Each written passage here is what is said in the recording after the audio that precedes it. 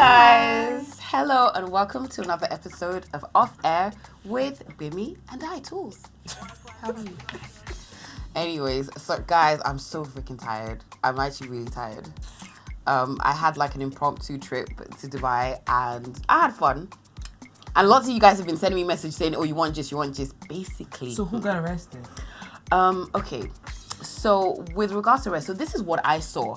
I was going for, this is at the One African Music Fest. Mm-hmm. So I was about to go in. And then we saw, I think, so my friends were like, oh, that's Bobrisky. And I was like, oh, really? And then we saw Tonto as well. And then we saw like the beginning of the exchange with the security guards. Mm-hmm. And see, Dubai is not a country that you come there and you mess around and you insult people and you know who I am? They will carry you quickly. So when I heard voices, I told my friends, oh yeah, let's go. Let them not carry us together, you know. So apparently, you know, a whole bunch of stuff happened after that, but that's what I saw. But this is what happened. I know we kind of said, you know, I don't want to talk about them again, but I need to say this because I was a bit upset. So at the show, just before Wiz and Tiwa went on stage, I was backstage and I saw them. So I saw them and I was like, and they didn't say, get out of here. So I saw Wiz first, I was like, hey. He didn't say that. And I saw Tiwa, I was like, hey. And they were cool. So I was like, oh, maybe they haven't seen it. So then I was like to Wiz, oh, how far? Where's the after party? He's like, oh, the after party's in my room. I'm like, okay, where are you staying? Let's do this. He's like, after party is just for single ladies. You're married, you can't come. And I'm like, no. I'm like, no, that's not cool. Like, what am I just want to come and party. And he's like, no, after party is just for single ladies. And so we're having like a back and forth. Then he goes to me, are you listening? He goes, Tools, drop it. Let it go. Hey! Emi, drop it. Emi, let it go. Emi, me, don't lock me. Ha! Bele. I was entered here. Bele, let it go. He was like, Tools, drop it. Let it. I was just like, me.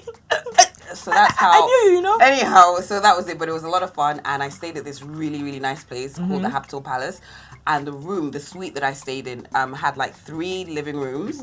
Three living rooms. And a butler, yeah? Hater. Just because you're going to say the best Western Inn when you go to Dubai. It's all right. Enjoy that, you know. And I got it for free. So, you know, you can't hate on that. Oh my gosh. Whatever. Anyways. So it was a nice suite. I had my own butler, like 3 living rooms, a special massage room. Did you get a massage? No, I spent a lot of it partying. And the suite was like $3,000 a night. Which party were you doing? Where parties end at 2 a.m. day? No, How many one day. did you sit down in? 2. What does one person want to do in 3 living rooms? But they gave it to me, so what am I gonna say? No, please just give me like a BQ. I was like, I will live in it. What you should have been doing is should have been hosting your own parties in those 3 living rooms. I didn't want to spend any money. No, who will spend money? Bring your own drinks, but there's space here. But to buy alcohol in Dubai, you need a license. You actually need a license, and it's mad. There's so many different things, and so that's why you buy your alcohol. You gotta bring your alcohol, or you buy your alcohol. They probably at the airport. They wouldn't let you. I don't think they would let you bring it in your suitcase. Maybe at the airport. Okay. So on a serious note, this is something I need to vent about. I want to vent about. See, Nigerians as a whole, we basically have. Unfortunately, we have like a bad rep across the world. People, when you say Nigerian, even the people that can't speak English, they're like, Nigerian fraud, 419. So it's very, very annoying. And there's some people that have, some Nigerians, let me just be honest, they've gone to Dubai, they're doing Iranu, they're doing stupid things, and they're basically making it more difficult for legit Nigerians. So imagine if you wanted to start like Bimsuka shoes in Dubai, for example. They've made it very, very difficult. I've got a friend that lives there, and she said that her Nigerian friends, the ones that are legit, are complaining because you have to have about, I think to open an account, you have to have about 9,000 dirhams. Which is what, about $3,000, close to $3,000 that you just keep, that they basically take as a deposit from you. So that should be like your balance all the time. It has to be there. Like it has to be. I think you have to just like put it as a deposit, so you can't touch it. So they hold that they hold that, and if anything happens, they just don't give you that money back. So I just think it's very, very annoying because people, you know, with you know, certain, you know, personalities that live in Dubai that, you know, are shareholders in Gucci and everything, people always find it exciting. But honestly, for legit Nigerians, legit hardworking Nigerians, they've made it very, very difficult. And I don't think it's fair. And they also have these new rules. So everything that I did, every day, they always said, make sure you have your passport with you. Make sure you have your passport with you. Wow. And I have 2 passports. So you know the one I took, right? It wasn't the green one. It wasn't the green one I was taking up and down. All right, so we have fan mail. Yes, it's a bit of a long one. Okay, should we read it? Yeah, let's read it. No, they like to, don't worry. One day we're going to show you The guys who behind these the guys mic. are. No, let him read it. They like to hear your voice. Can they hear it? Because we're asking if we could even give them mics and stuff. Okay. No, we're not going to give this one a mic. Okay, so here it goes. There, Gbemi and Toolz. Keep me anonymous. My question may sound ridiculous, but I just don't know what to do and how to do it. I have been in a committed relationship since 2012. However, I started having an affair with another guy I met during NYSC in 2017. Now I'm ready to get married and I am confused. If I break up with the affair guy, that's your side dude, will I confess my infidelity to build my marriage on lies? Okay, to your main dude, you're wondering if you should confess. If I go with the other guy, would we trust each other knowing fully well that we cheated on our significant others with each other? I know I may have sounded vague, but you can ask any other questions that may give you better insight. And we did ask further questions. Should I swipe? Okay, I don't want to see your nudes though. He's like, give me the phone. I'm a bit afraid. Stop. Yeah. So she says, so we asked which one of them are you most comfortable with? She says, well, the first guy is a doctor. Life seems more put together and I seem to have invested 7 years of my life. Family knows each other and stuff. Guy number 2 is like my lost twin at birth. We complete each other's sentences. I am most comfortable with him and he's like my best friend. We tell each other almost everything. Everyone, including my friends and family, seem to think I'm crazy for even considering this other guy, as it's like I am lucky to have a guy that loves me almost effortlessly, has his life together, ready to marry me, and all with even abroad prospects. Girl, don't be stupid. Anyway, but I and guy number 2 serve together, now doing our masters. I am working though, as I am a pharmacist, but he is not. He's still dependent on his parents. It's like an obvious choice, but there is a missing spark friendship as I initially went into the relationship in 2017 because everyone had a boyfriend and he has been my one and only till I met this guy 3 years ago and feelings came and I thought it would go and we're 3 years deep now. How do you hold on to a side dude for 3 years, girl? Anyways, That's not soulmate. so then we asked her, I think the next question we asked her was, who do you have better sex with? And she said, it's the side dude. I knew it was the side dude. He doesn't have work. Of course, he'll put all his might into. Yes, he'll put all his might. Nobody will screw you. Nobody will. Nobody will put in that work in the bedroom like a guy that does not have work. Exactly. Mm-hmm. There's some unemployed stallions up in here, man. But no job. Anyways, if she ends up with first dude, does she tell him that, okay, this happened, I had an affair? Don't. I say you shouldn't tell him. What is telling him going to achieve? Oh my God. What is telling him going to, especially if she cuts off the side dude and and she promises to be to herself. Yeah. Promises to continue to, as if she's going to be faithful from then on. Then I see no reason why she should go and tell the boyfriend that, by the way, I had a 3-year thing. I cheated on you for 3 years. So what would that achieve? No, you know what?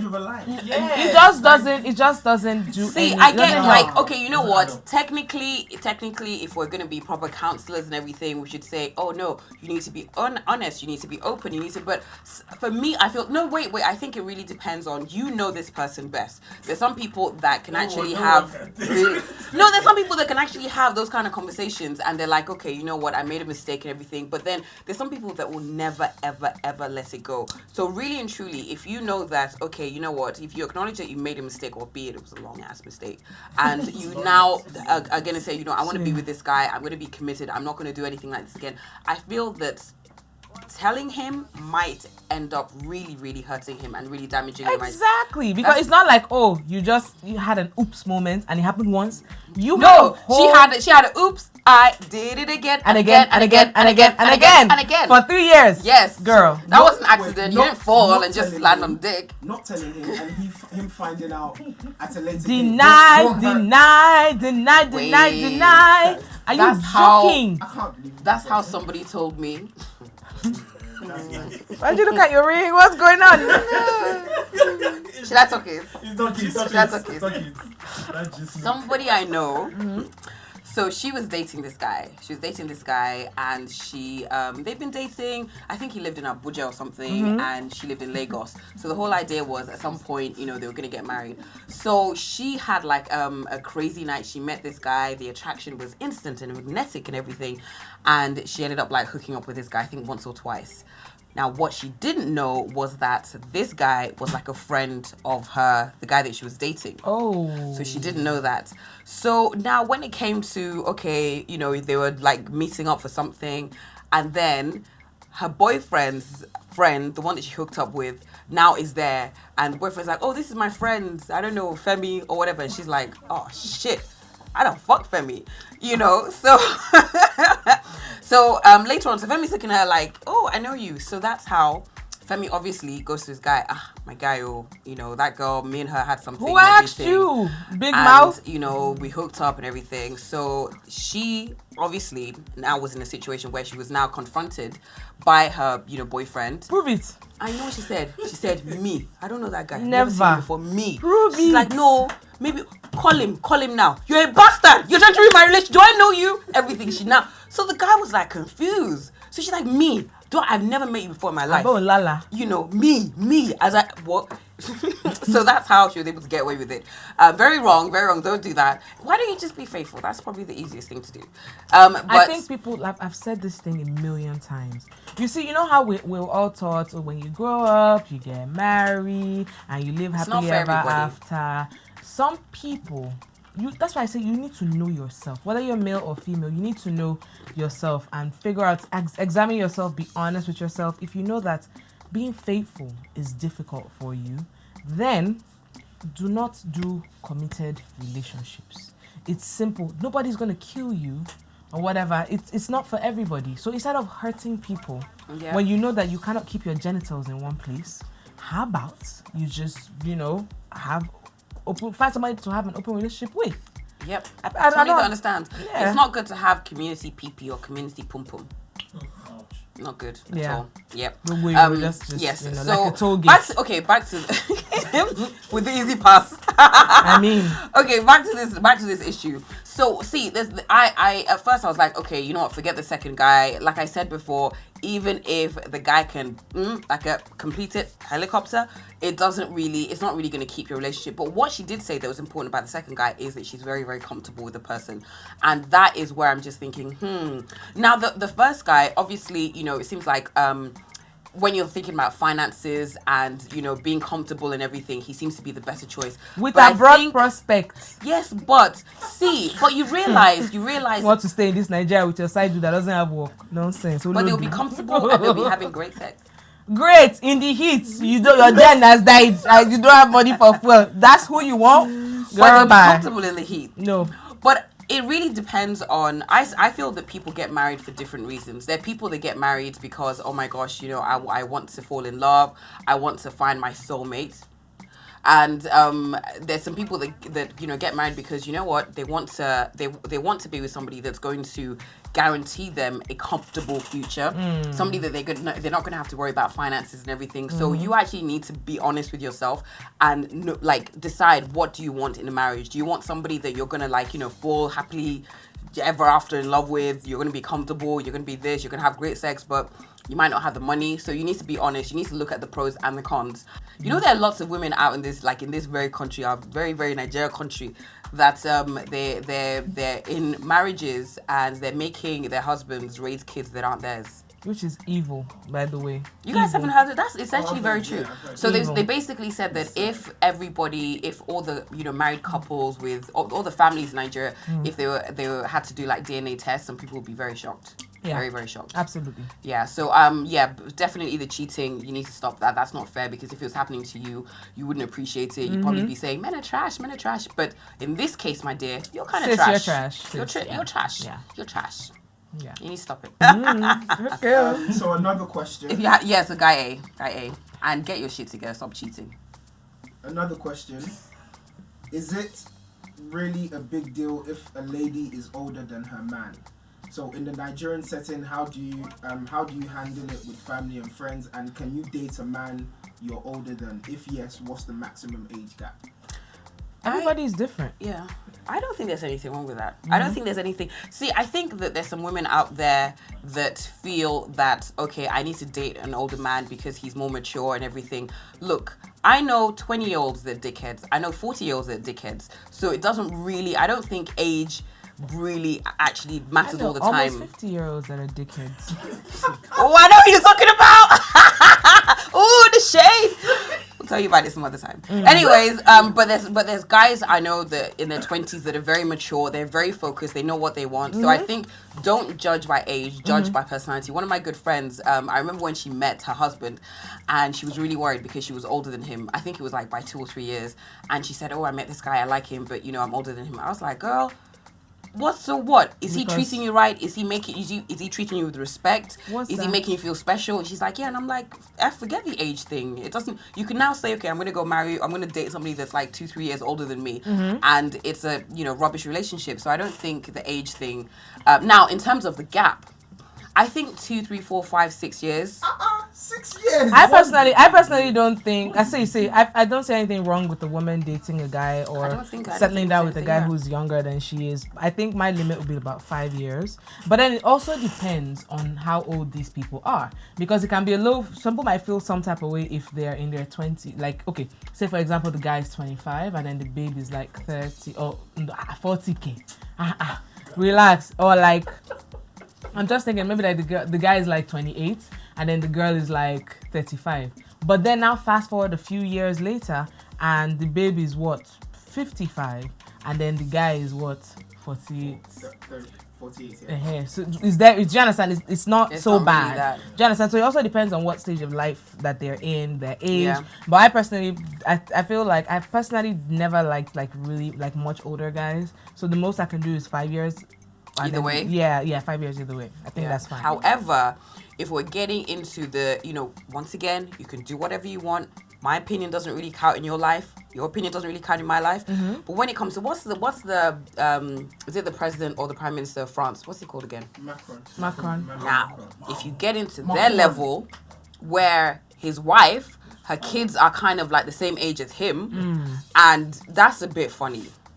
I think that the age difference is, what is it, about 20-something years? Yeah. Thereabout. About 20-something years. That, for me, I was just like, ooh. That's a lot. But some people they don't seem to care. I mean, look at Regina and her husband. Regina who? The young actress, Daniels. Yeah. Like, there's a huge gap. You understand? Jonah, and they seem to be getting along fine. So, yeah. So, if that works for them, I mean, if she wants to be our own Anna Nicole. Remember Anna Nicole Smith? Can you remember Anna Nicole Smith? Whatever. Do you? Do you? I've decided to censor myself, but I'll just. But. Do it. No, when so when they send people to come and beat me, you guys will be in your houses. They be like, "Did you hear the big tools?" Hey, yeah. But that show is nice. I guess OffAir is cancelled. You know what? I have to be honest. That whole thing made me like mad uncomfortable. But like I said, you know what? Do you whatever makes you happy in this life, as long as it's legal. Let's be honest now. Let's say our daddy was like maybe a senior manager or something at a bank. That relationship wouldn't be happening. Or do you think it still? Do you think it still would be? It will. Oh God! I didn't know. The name is Salipton. God. You actually need to be watching this show. We're going to teach you 1 or 2 things.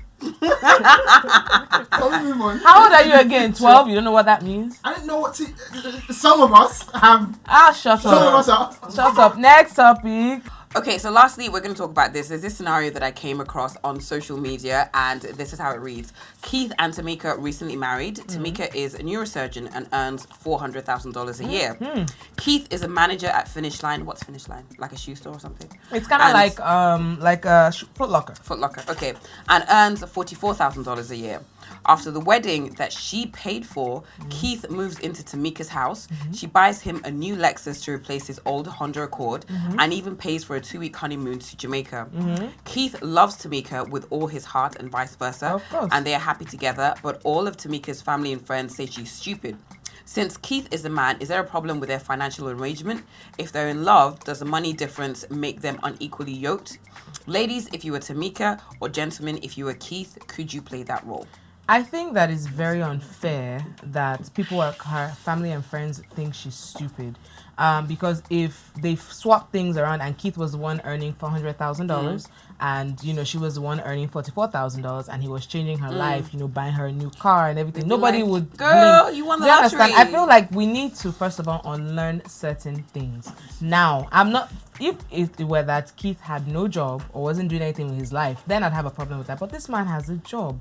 And so what? He's not a neurosurgeon. Okay, so he's a manager at a sports store, whatever the case may be. I feel like it's very unfair for people to say, oh, that she's stupid. That is supposed to be your partner. And I see no problem with you helping out your partner. And we need to dead this narrative that the man is the head of the home. Why is he the head of the home? Why? And I feel like at the end of the day, look, at some point, because you're both adults and things happen in life, at some point, you, the woman, is going to be the head of the home or whatever. And it might be spoken, whatever, it might be unspoken, but you're the one who's making decisions. Okay, we're going to do this, we're going to do that. And sometimes it switches again and he's the head of the home. At the end of the day, I just feel like it's so unfair and it puts so much pressure on men, especially black men. The suicide rates for black men is skyrocketing. Like, there's too much pressure. Or you need to be the head of the home. Or you need to be making 6 figures in dollars, by the way. 6 figures in naira does not count. Do you understand? And I just think it's totally 100% unfair. See, if I was if I was Keith's friend and the situation was reversed and he met this lady and he was now like doing all these things, I would actually get him to like check himself as well. So I feel that that is quite a bit. That is quite a bit. But lots of guys do that for their women. But that's what I'm saying. If you meet a lady, and ever since you came into her life, you are now like spending so much money on her, like you're basically changing her whole life. I feel like you need to be careful with those kind of situations. So just as you're saying that, oh, it's not fair. But I actually feel like it's a two-way thing. If you're a female, you're making more money and you're making lots more money. You meet this guy, he's not making as much money as you, and then you find that you're paying for tons of things. Be careful. Likewise, if you're a guy, you meet this girl and you're paying for like tons and tons of things. I think be careful as well, because they're male gold diggers, they're female gold diggers, they're people that are in it just for the money. We can't lie, we can't say that doesn't happen. So I think be careful. I mean, God knows what their relationship is like. I do agree with Gbemi. I do feel that sometimes, marriage, relationships, it's supposed to be like a partnership. So sometimes you're going to be the one that's carrying everything, and sometimes your partner's going to be the one that's carrying everything. So it should really be a partnership. You should realize that, okay, we're in this together, you know, for better, for worse, all of that stuff. So you need to realize that there's sometimes that it's going to fall on you. There's sometimes that you're not going to be able to, you know, keep up with everything, and your partner has to help out. So if they're okay with that, you know, what's people's business? What if your partner specifically doesn't pay for things because they know you earn significant? You are going to pay for some things. Even if it's to buy bread, you will pay for some things. I don't like that, because we also have, anytime, you know, Christmas comes, Valentine's Day comes, there's always that joke of, oh, ladies, you know, you ladies, they're going to give your men boxes and everything. I think... For the record, I've never given anybody boxers or t-shirts. I give meaningful gifts. Yes, wait. So if you, as a woman, you're getting like, you know, Chanel bags, LV bags, really expensive bags, and you're giving the guy singlet, boxes, and you've given it to him like for 2-3 years in a row, you're trash. You are trash. That got me a spa day once. That's nice though. What did what did you get her in return? What do you mean? like for her birthday, I had gotten her like a really expensive watch. Also, I feel like another thing also I feel like is you need to pay attention to your partner and figure out what they like. You shouldn't be buying people what you like. Exactly. Do you understand? It was for us. Oh, it wasn't just for you, it was both of you. It was just us. I honestly think that this is where you and your partner need to be. See, you need to be super honest. Like, what sort of things do you like? Yeah. Like, these are conversations you should have. You know, what kind of things do you like? The person might be ridiculous and say, I like sports cars, and calm down. What sort of thing? You can save up if your partner is into sports cars and everything. Unfortunately, I don't know if you can actually do that in this country yet, but in the UK there's something called red letter days, and you can like basically pay for a session where you drive like a sports car. So they make it like a whole afternoon. You get like drinks, you get this. Is it this Nigeria where you drive out? You get boom boom boom boom. That's why I said you know they probably don't do it in this country. No, I get it, but you but just need to know what the person would like. Yeah. I feel as sometimes, and it doesn't necessarily even have to be expensive, because at the end of the day you might buy, like somebody like me for example, would be a total waste to give me a watch. I have not worn a watch in years because I really don't care about watches. So yes, you can give me a nice Rolex and I'm like, yay, Rolex, but maybe I'll wear it once or twice and then that's it. Because so you need to kind of know what the person likes. Yeah, you do. And I think, again, I'll just go back to the fact that you need to be a bit imaginative with your gifts. Like, know what your partner likes. And it doesn't always mean breaking the bank. So if you're earning, I don't know, 60K a month and your partner is earning, I don't know, 300K, obviously in terms of, you know, monetary value, your gifts will probably not match unless you start saving like, I don't know, the year before. But know what they like. I have to rate myself actually, I give great gifts. One of my brothers, I'm not going to say which one so that I won't embarrass him, had the biggest crush on Dakori. And like, I ran into her. I was in Abuja one day and I ran into her. This was years ago, by the way. I ran into her in Abuja and then I made her call him on his birthday and it was midnight and I was like, somebody wants to speak to you. He legit couldn't talk. He was like, oh my God. You know, she told him happy birthday. I think she even sang to him and he was like, oh my God. But I was just like, oh, see? Like, it didn't cost me any money or anything. Yeah. So it could be things like that. So whatever it is that you can do, really. I've done that for a few people, actually. I've had, like, there's somebody that I mentor and she's had, like, the biggest crush on Banky for ages. So I'd get him to do a video and she'd just be like, so just, be, you know, a little bit of imagination. So I don't think, I just don't like it when some women think, well, I'm not making that much money, or women feel like they need to get like the most expensive and the nicest gifts, and you give the guy like Marks and Spencer singlets and everything. Singlets. You've gone far. Singlets. It's not even like. No, it's BYC. The 500 naira one. TYC. Oh wow. What's TYC? Exactly. It's a really cheap. Marks and Spencer is expensive. It's a really cheap brand that they sell. Those guys are push wheelbarrow. Exactly. Yeah. You give that to somebody. One girl. Ladies, wait. You give that to a guy for like birthday or Valentine's. One girl called my show and she was like, she was very upset because her boyfriend didn't buy her the laptop that she wanted for her birthday. And I said, okay, when was his birthday? And she was like, it had passed. I said, what did you buy him? She was like, well, I bought him boxers and socks. I was like, are you not a thief? She was shocked. I was like, no, seriously, you buy this man boxers and socks, but you want a whole ass laptop. Are you not a fucking fraud? Like, really, seriously, like, stop it. And then some girls we need to do better. Some girls offer up pussy. They feel like, oh yeah, sex is not a gift to give you the guy on. I mean, you give him every day anyway. What are you gonna do? Put a bow on it?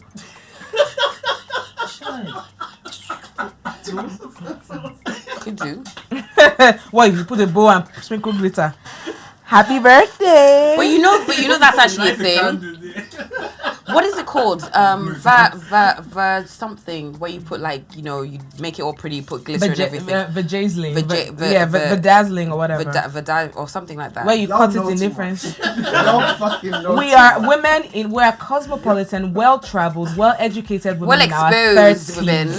Are you joking? Who have lived in the abroad? Yes, very exposed. I have also lived in the abroad. I still don't know. Are you in your 30s? No, but you know what? I feel like you pretend. I feel like they're thinking. You don't mind him over here acting like he's wide-eyed and innocent. Nothing about teabagging. Like, I actually didn't know. I swear to you, I didn't. I bet if we check through your phone, you probably entered like 1 or 2 teabagging championships or something. And on that note, we acting like Mr. Purity 2019. As the bag or the baggy? Which one?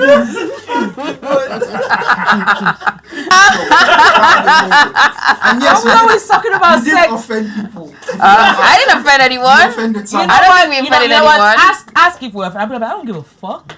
If you feel that you were offended by any of this, what's your number? You can call him and but I don't think we offended anyone. I don't care if we offended anyone. I don't care if we offended anyone. Listen, let me tell you something. The truth will offend you, but it will set you free. Woo! Okay? But I don't want to say this. Maybe you're a cheap bitch who gives guys cheap gifts. On that note, guys, we're gonna say goodbye. So long. Farewell. We didn't offend anyone this week. I don't give a fuck.